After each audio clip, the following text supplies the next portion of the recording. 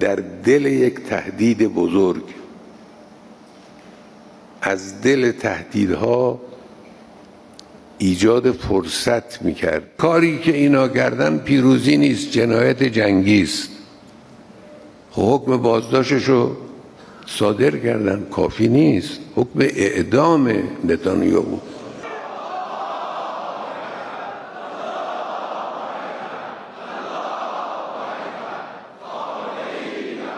بمباران خانه‌های مردم پیروزی نیست.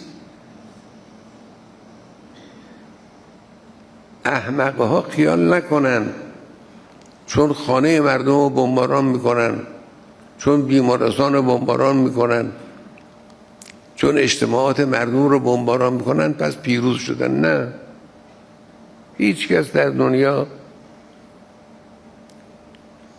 این رو پیروزی نمیدونه.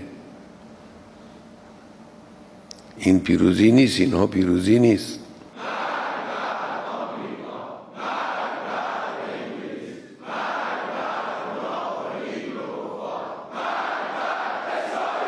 جنایت‌های رژیم صهیونیستی هم در لبنان هم در غزه و فلسطین عکس اونجوری که اونا میخوان ایجاد میکنه، یعنی مقاومت را تقویت میکنه و تشدید میکنه.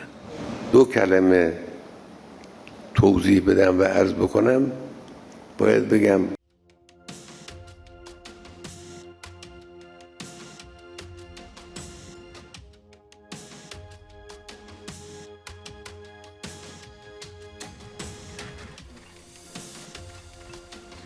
My dedication in Spanish. Thank you very much.